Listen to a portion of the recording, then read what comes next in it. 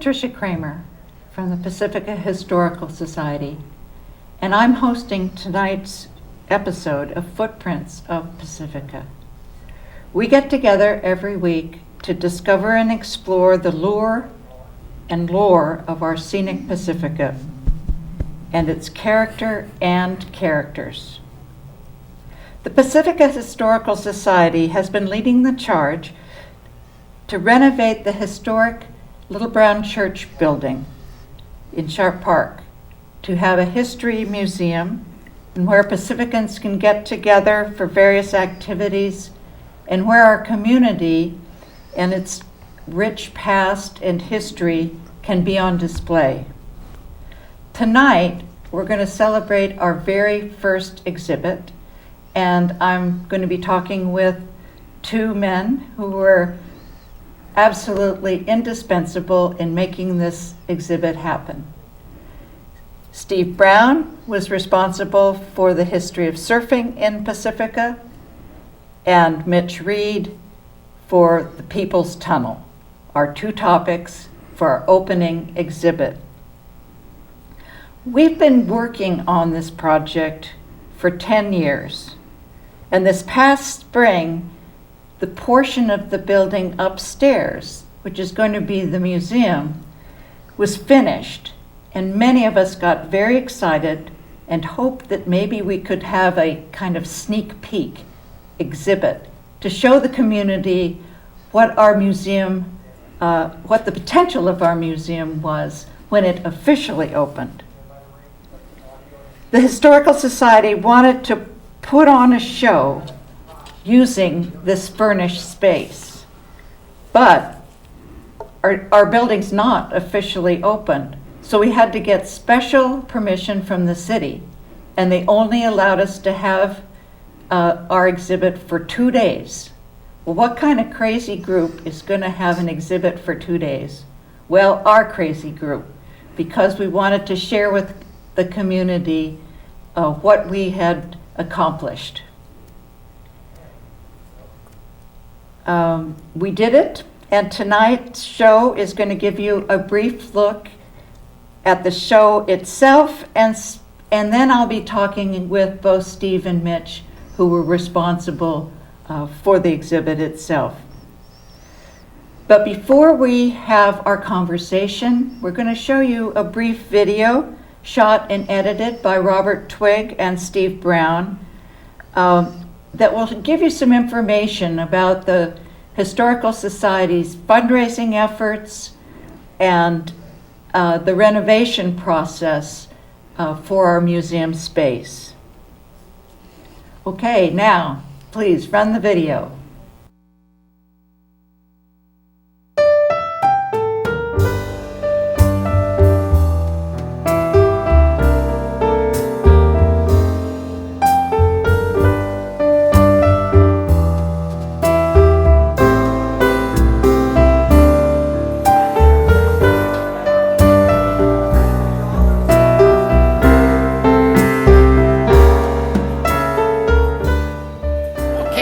The Historical Society now is able to have rummage sales in the Little Brown Church, so people can come and help us raise money for the completion of it, and also come and see what we've done so far. They can come and see that we do have the handicap lift in, we have a new heating system, we've got quite a bit, the drywall's up, it just has to be sanded and painted, so we're making progress.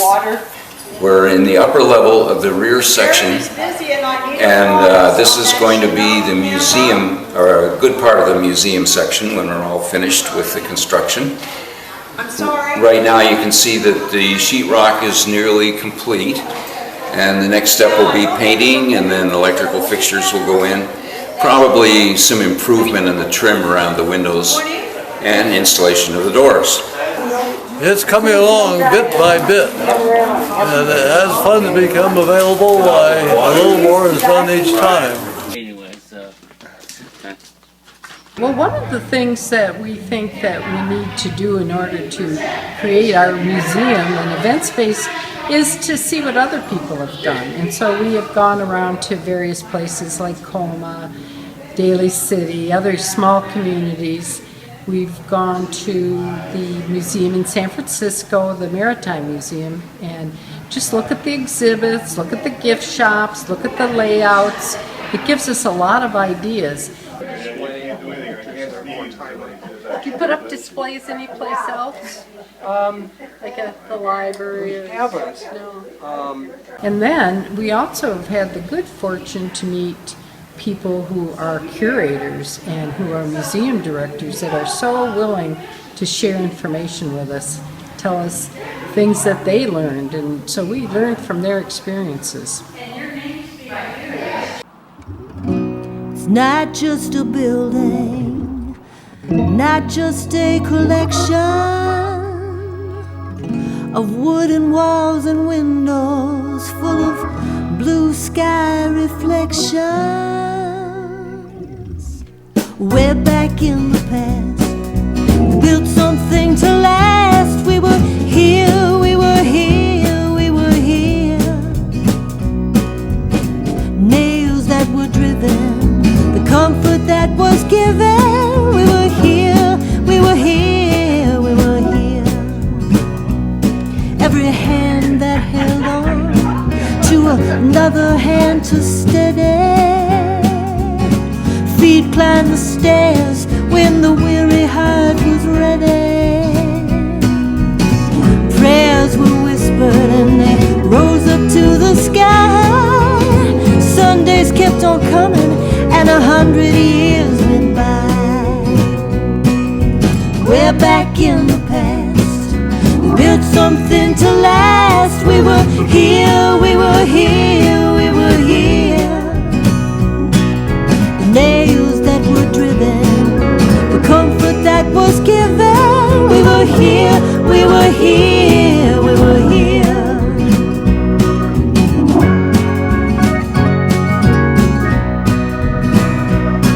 Now new hands and faces invite the past back in. All that was old is made brand new again. Love was the question, the reason and the rhyme. You must admit, in that respect, there is no such thing as time. We're back in the past, we built something to last. We were here, we were here, we were here. The nails that were driven, the comfort that was given. We were here, we were here, we were here. Oh, I remember that road. We now cannot use that road. Why? Because there's a tunnel. Recognize this, don't I? That's pretty Well, good. this is where that bunker is, right on top Yeah, here, right? So the railroad goes right on the other side of that. This will be so nobody can get it. We were here, we were here, and we're still here.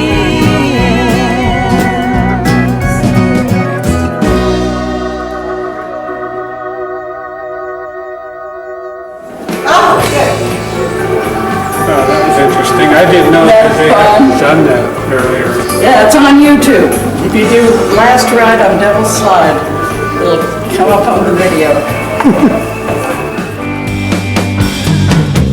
The top's down on the 59. Take a ride down the coast. Slide over close to me, baby. Help me shift it down low. I see that something in your eyes now. You can't hide it no more. We're going over the slide now, girl. We're falling, don't you know? Last ride on Devil's Slide. Get in the car, let's go. Last ride on Devil's Slide. Make it last, drive real slow.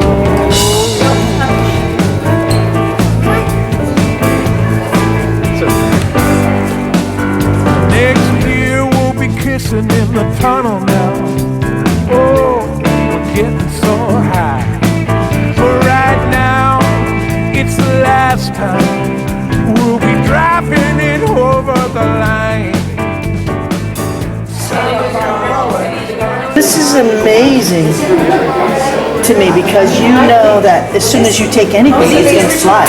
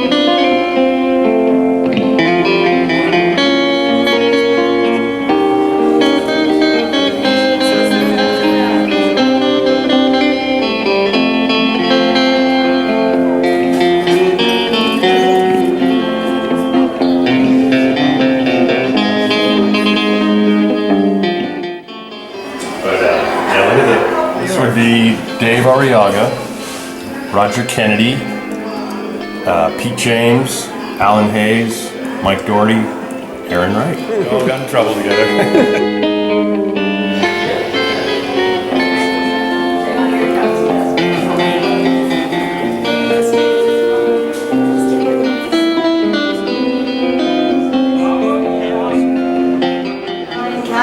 In the song, it mentions it. So he showed up with a 59 Cadillac. Well, right.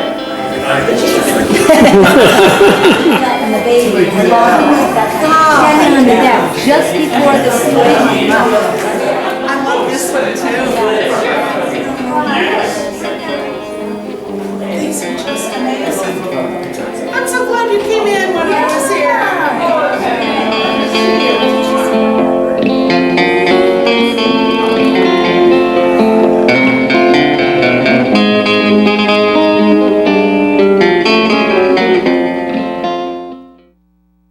Now you've seen the video, we're going to have a conversation with our guests about the process of preparing and then putting on this first exhibit. Mitch, let's see, I have this. Mitch Reed has been a long-time activist and promoter of the tunnel and not the bypass highway in lieu of Devil's Slide. And let's start with you, Mitch. I'd like to find out why you thought it was important to have the People's Tunnel as part of this first exhibit. Well, I thought it was great that the county museum had put together this People's Tunnel exhibit, and I think it was a part that I really wanted the community to really see, because it really was a citizen effort to bring this about. And they had done the exhibit down there in Redwood City the exhibit had been on for about 6 months, and after it closed, I thought, well, this would be an ideal thing to bring here to Pacifica, and all we have to do is just basically kind of put it up, and so that was the idea. Sounds great, and it also sounds easy, straightforward. Was it as easy as just transplanting it? No. There were some things that made it a little difficult. It was relatively easy, but we had gotten all the photos from the museum, but all the titles had gotten lost in the process. They'd been wiped from the curator's computer, and so with your help, you actually helped replicate it, and thank goodness I had gone and photographed all the titles so we had something to work from. But it came off really nice. And it was really fun working with you. It was a bit last minute. I had been away till about a week prior to the actual exhibit, and but we did well. And thanks to Dana Neitzel too, the curator of the the county museum's exhibit that had been earlier. She was a great help to me, and even though we didn't physically have those titles that went with the pictures, she sent me the files so that I could create my own. Mhm. And thanks to Kinko's for printing out some of the signs, and thanks to my husband for building some of the boxes. You did a fantastic job. We had a good time. It all came together, and it was a lot of fun. Steve Brown, a videographer and surfing enthusiast, was the one responsible for the history of Pacifica surfing part of our first exhibit. And why this topic, Steve? Well, it's a topic that was dear to my heart. I mean, I started my surfing really in Pacifica. I grew up in San Francisco, but going down to the boat docks and the river mouth area there when I was first learning really how to surf, that was an ideal spot to, in the early 1960s, to be able to get your chops down as far as learning how to handle those long boards back in the day. So I got to know a lot of the people who were surfing back then, as well as friends of mine who would come down from San Francisco to surf there. So I had a special fondness for surfing in Pacifica, and when the Historical Society decided to have it as one of its exhibits, Kathleen, I guess, asked if I'd be interested, and of course, I'm one of those people that never learns to say no, and always says yes, because it sounds like it'd be fun. And so I went for it, and with the help really of Robert Twigg. I couldn't have done it without him too, and of course the committee there, the museum committee, and Jerry Crow, and Deidre, and Kay, all the folks that are in the committee there that have helped put this museum together, made it easy for me to figure out how to go about doing it, as far as using the space and dividing it up with Mitch, being able to have, half of the room for one exhibit and the other half. So it was something that I had a lot of passion for, because I'd collected surfing memorabilia over the years, and I knew people who had also great old photographs, people like Don Montgomery, who was able to contribute some of his classic photos of surfing in Pacifica that he's taken over the years. And of course, the first family of Pacifica's first family of surfing, Penny and Dick Keating, and they have an incredible collection. And the things that they were able to lend us for the exhibit were really, really fine. And even Dick went out of his way to give us something very special, which was something I'm sure you probably noted right away when we brought in, the surfboard that has the bicycle steering handles. And we saw that on the video. I mean, a first, one of a kind. There's no other museum, I'm sure, that's ever shown that. And it was a very dangerous experiment on his part, but he actually pulled it off and made it work. However, a board like that does purl with handlebars up around your head, he showed me the tooth that had been replaced. So it's like, but they were very kind in lending us a lot of things. And of course, Greg Cochran with the Pedro Point Surf Club, and all the surf club members who we interviewed for our video in the screening room. And Roy Ernst, who also has the contest, Kahuna Kapuna, and the surfing movie, Surfing for Life, donated posters and things for it as well. We had art from Lisa Warrens from Pedro Point, some of her paintings also. So these people just, I got turned on to from different other people, and pretty soon I was gathering a lot of things like boards and stuff from Glenn Stenstrom, barber in Pacifica. Also had a good vintage board that we put in there. And then Jim, your husband. Yes, well, that was that was such a relief. It was Friday afternoon, as I remember, right up against it. before the Saturday opening, and he was able to come up with a vintage board from a friend of his at the last minute, when another board hadn't appeared for you, and that was beauty too. Yes, that was a beautiful board, and people you see in the video getting their pictures taken in front of it. I mean, it was that nice.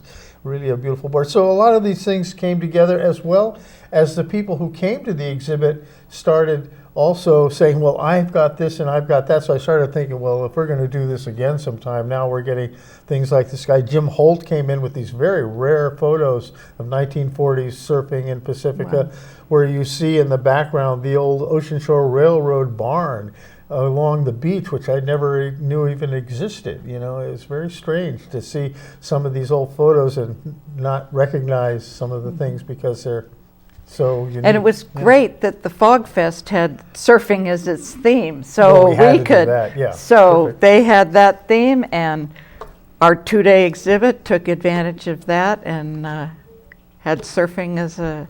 Oh, yeah. Well, it's a town, you know, famous for that, and what better exhibit to have with a history that goes with it and be able to share some of that history. It started back in the 40s, and some of the Keating photos are really great that have the old Pedro Point Surf Club, and then later on the photos of the North Coast Surf Club. All those members included in our memorabilia case there. We had things like their newsletter and stuff, and we had the pictures of all the club members and their surf school that existed down here back in the day.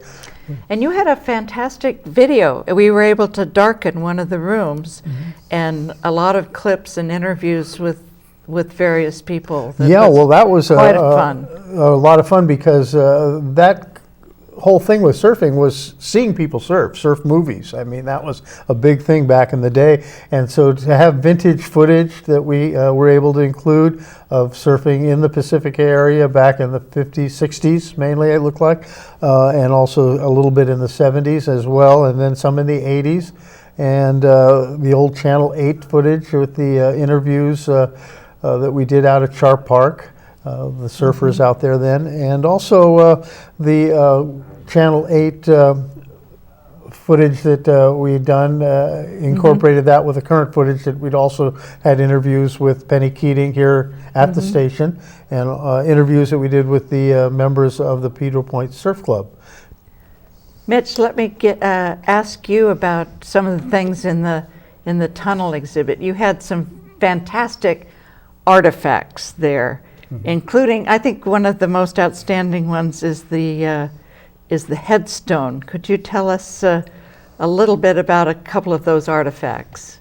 Sure. Well, there is a tombstone to the Devil's Slide bypass that one of my friends had made for a couple of our leading members, Lenny Roberts, and it's basically someday it will be put some place where it says here lies the bypass highway, the freeway that was never to be built. Fantastic. and I think it was exciting for people to actually see some of the campaign materials, because this was a county-wide initiative. Yes. Is that right? Yeah. So this initiative process, this whole process about the tunnel has been quite lengthy, and you've been involved in it 17 years. Wow. But the county voted overwhelmingly that they did not want the bypass highway. Yes. And we were lucky that the money was able to become available to build the tunnel. Yeah. Yes, and it was the vote was 74% in favor of the tunnel. Fantastic. Yeah. I wanted to talk with you just a little bit about some of the other things that you had around T-shirts, bumper stickers, all kinds of. Sure. A couple of the things that I was happy to see that Dana thankfully put in the show exhibit. One was a small shovel that was used by my son Forrest.